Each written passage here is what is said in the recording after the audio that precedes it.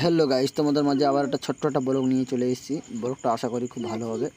ব্লগটা সম্পূর্ণ দেখবে। ব্লগটা দেখলে এত রোমান্টিক তোমরা দেখতে থাকো, ঠিক আছে? দেখো গাইস, আমাদের এই যে রায়মঙ্গল নদী দেখতে পাচ্ছ তো, কত সুন্দর জায়গাটা। এখানে এখন আপাতত লোক নেই, এরপরে লোক হবে, তোমাদেরকে সব শেয়ার করব। যদি লোক কত আয়োজন হয় দেখতে পাওয়া যাচ্ছে গাইস। আমরা এবার লোক অনেক চলে এসেছে, আমরা এখন ভিতর দিকে রওনা দিচ্ছি, তোমরা দেখতে থাকো।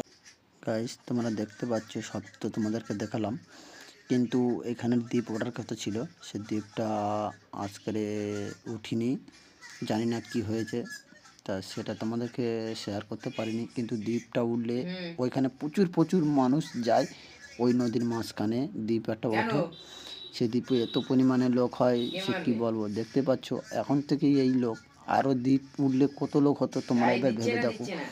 প্রচণ্ড লোক হয়েছে, সেই লোক কোনো ধারণা নেই। এই যে তোমাদের এই যে এইখানে একটা দ্বীপ ওঠার কথা ছিল, সেই দ্বীপটা মোটেই উঠলো না এই বছরে, জানি না কি হয়েছে। তা ওখানে চেক করতে গেছিলো বোট নিয়ে যে কতটা কী জল বাকি আছে, কিন্তু সে দ্বীপ উঠেনি। সবাই লাস্টে সন্ধ্যেবেলায় সব রওনা দিল বাড়ির দিকে। তা আমরা ওই জায়গাটায় গিয়ে খুব মজা করলাম বন্ধুরা, বুঝতে পেরেছো বন্ধু? আশা করি ভিডিওটা তোমাদেরও ভালো লাগবে, খুব মজা লাগবে। এখানে প্রচণ্ড লোক হয়েছে, প্রচণ্ড, মানে ক্যামেরাম্যান ভালো ভালো, মানে যারা ভাইরাল, যারা হয়েছে ফেসবুকে ইউটিউবে, যারা ভাইরাল হয়েছিল সে তারাও এসেছিলো এখানে দেখতে।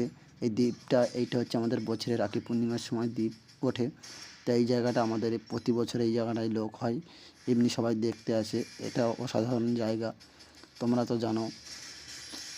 তা আশা করি ভিডিওটা যদি ভালো।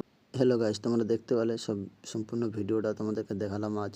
এবার ভিডিওটা কেমন হয়েছে লাইক কমেন্ট শেয়ার করবে, আর আমার পাশে একটু সাপোর্ট করবে আমাকে। আমি এইটুকুই তোমাদের কাছে আশা করি। ভিডিওটা